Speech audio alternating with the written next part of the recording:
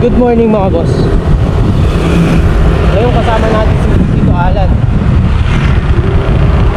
Ay, nasa likod natin siya. Hindi na tayo nakapag-video kaninang bago umalis sa bahay kasi medyo maingay. Dahil nga doon sa mga tumutulong doon sa binyag. Ayun, kaya medyo marami ng tao, umaga pa lang. Ayan mga boss, nandito na tayo. Ayun nga, dahil marami ng tao sa bahay kanina, hindi na ako nakapag-video bago umalis kasi maingay. Si Tito Alan kasama ko, ayan, nasa likod lang siya.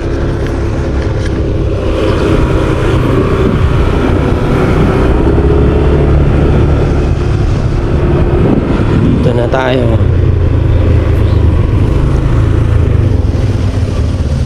Wala pa sila ate.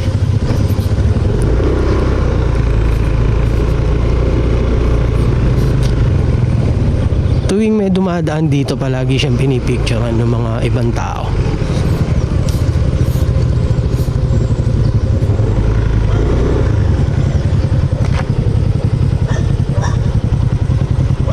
Atas, nababa na pa.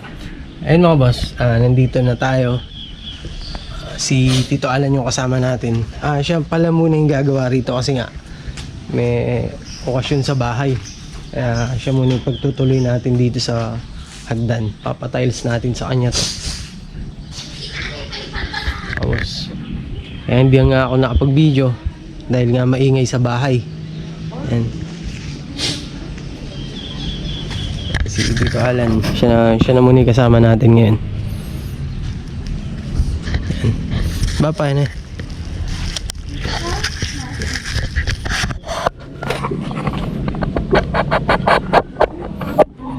$30 by 30 na tiles. Dua at blue. Apat na. 1, 2, 3 kalahati. Kasi 1 meter yan mahigit.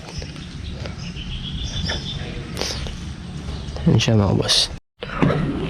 Ayun nga mga boss, kaya plywood to, dapat talaga ito ano siya, Python board.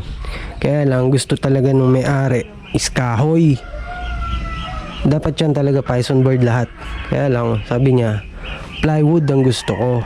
Sabi ko kasi dahil nga sa ibang bansa siya magaganda yung kahoy, dito sa atin wala na halos magandang kahoy. Kahit sabihin mo marine siya, ganun pa rin. Ayan, marine siya. Kaya lang hindi na talaga yung original na marine na sinaunang marine na plywood.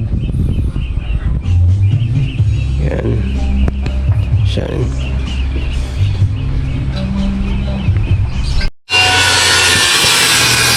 Ayan mga boss, yung para sa sandalan natin, uunahan niya. Tapos si Kuya Glenn, yan, binababad niya na nga yung mga tiles para dito sa hagdan natin. Kasi ito dapat talagang nakababad dahil tiles na to is ceramic tiles. Yan para dito sa sandalan natin. Yung sa sandalan ng ano natin yan, sa upuan, yung natira natin kahapon. Yan siya. Dito na yan. Tapos si Kuya Teban, etong grills, yun yung ano niya gagawin. Tapos yung mga naiwan na gagrinderin na niya. Para dun yun, yung tinabas ni Tito Alan. Uwi na muna tayo kasi para makatulong dun sa bahay. Siguro titingnan natin kung makakabalik tayo mamayang hapon. Yan. Bab, uwi na ako. Okay. Debs, may tubig na, nilalagyan na ng tubig. Yan. 30 by 30 na kulay brown din yung tiles natin. Yan. Ito nga yung okasyon sa bahay mga boss.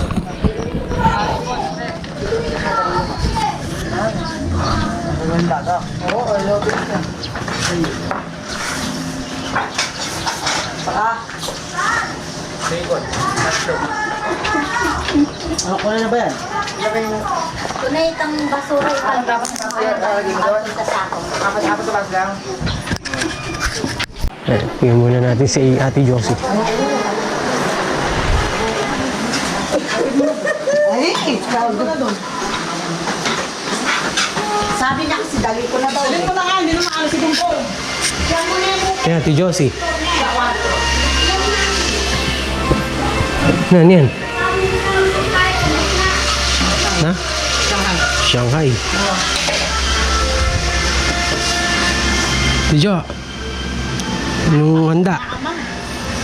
Ayan mga boss. Siya yung cook na server. Si Ate Josie. Ayan. Ayan. Ito yung ulam. Kumain na kayo. Kaya pala, kaya kalulwal na eh. Marimla.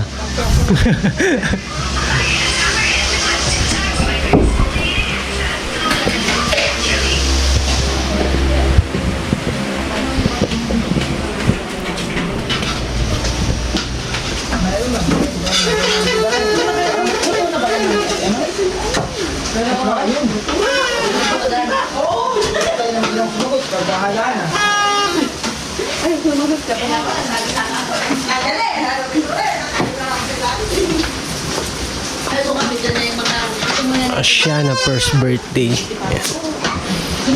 Hindi ba kasama si Slot? Ito, nandito. Hindi kasama Ayun si din. Pangan? Ben, kawin. Ba't yung sumama? Teka. Hello. Eh mga boss, mga gumagayak na pa pala yung mga clowns natin. Ayan. Halang mamaya pa naman sila. Ano doon? Pagod? Pagod ka. Gaganyan rin ako. Mamaya. Make-upan nyo na daw to, boss. Isama nyo na. Ano doon? Papa-makeup na kita. Ito may aquarium.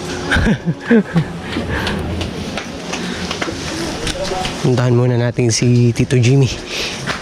Sigurado pupunta dito yun, kaya lang mamaya pa. Pero puntahan na natin, nasa farm 1 lang naman siya.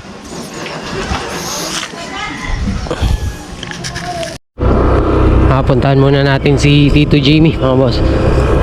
Tanghalian na. Tingnan natin kung ano, kung may ulam na sila rito. Aayaan na lang natin sa bahay.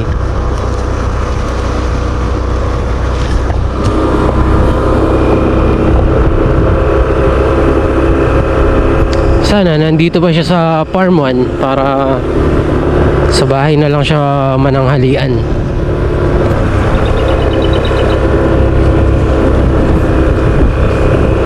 Sino ni Reggie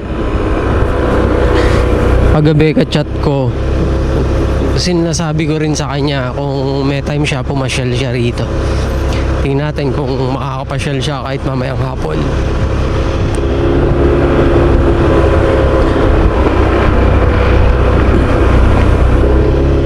Pala, sakto nandito si Tito.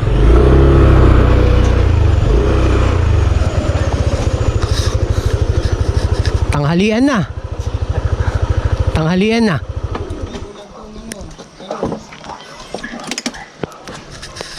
Hindi, sabahin tayo kumain. Tanghali. Tanghalian. Dala ko ron. Sa susunod. Okay. Pagbuhayan natin. Hinihintay ka na dun. Yung mga inani nila. Nakailan ngayon? Ha? Nakapag na yung kalahati. Nakailan siya ngayon? Sumulong naman. 600, 700. Ba, sumusulong na.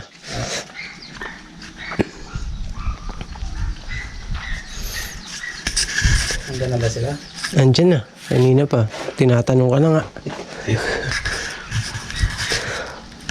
Ayun o. Ganda ng mga talong.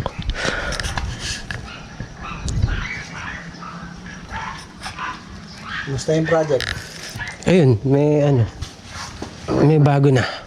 meron sa Mabalacat ulit. Eh, yung kubong ginagawa mong Ayan, nito. oo nga pala, ito yung kubong una kong ginawa na Python board yung pinakasahig niya. Ayan. Yun nga lang, pagkakaiba doon, plywood yung pinalagay ni ate. Eh, gusto kasi niya plywood. Ayan siya. Puro bakal lang yan. Tapos, yun nga, si Tito lang yung may gawa nung haspi ng kahoy. DIY niya lang. Pero mukha na siyang kahoy. Tapos pagkakaiba nun, mas mababa yung bubong nun. Hanggang dito lang. Eto hindi. Dito, mas mababa siya. Oo. Tingnan ko lang. Oo, mababa. Hindi to mababa. Tapos yung poste niya, eto nakapalitada. Sobrang laki, ganun. Isa kanila rap pa yun. Pero pagka pinalitada, mas lalaki pa. Eto, maliit lang, sakto. Papakita natin mga boss yung sa taas. Yung pagkakaiba ng kubo niya. Yung kubo doon at saka yung kay Tito Jimmy. Saka yung hagdan. Oo. Yan. Eto. Hindi ka mauuntog kahit na hindi aabot yung ulo mo rito sa gutter. Yung kila ate, nandito lang. Saktong-sakto sa noo mo. Yan. Yan siya. Mahaba to. Pero yung lapad nito, tsaka yun, mas mahaba yun. Mas malapad siya pag ganun. Yung haba niyang pag ganyan. Tapos eto, yung hagdan niya, yung kay ate, straight lang. Eto,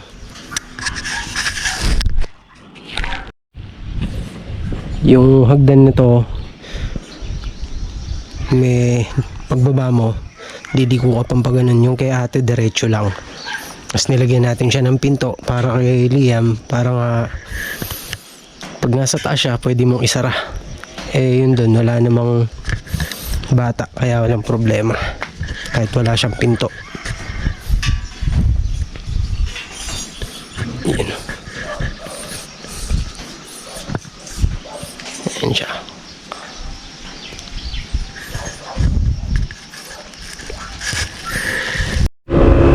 Ayan, pupunta na lang daw si Tito. Pupuntahan muna niya si Tita para sabay na lang sila magpunta sa bahay. Tapos si Saldi, nasiraan pa ng motor. Papahiram muna natin ng gamit.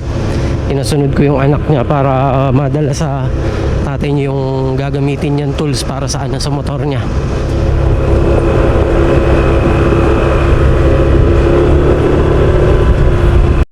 Ayan si Tito Eugene. Ayan, baka kasi Si Mang Kaloy.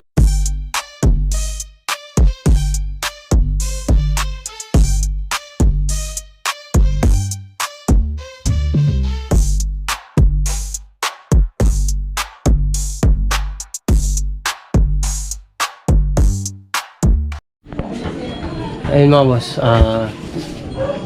gabi na. Bukas papasok tayo dun sa ginawa nila Tito Alan. Hindi natin alam kung anong mga nangyari nila. Kasi hindi naman na ako nakapunta ron kasi maraming ginawa. Maraming ang ginawa rito. Ngayon, bukas na lang tayo papasok. Ako na yung papasok dun bukas. Titingnan natin kung makakapagbinil na tayo. Kasi paalis na si ate. Sa by Monday, aalis na yata siya, kaya lang hindi kinayang tapusin. Bago sana siya umalis, gusto niya makita niyang tapos yung pinapagawa niya. Kaya lang hindi kinaya dahil kahit paano, patrabaho nga, ako lang yung nag-welding. Puro welding kasi. Kaya, ayun, sana kahit paano bago siya umalis, masiyahan naman siya dun sa pinagawa niya. Bukas na lang ulit tayo magkita-kita mga boss. Thank you, thank you.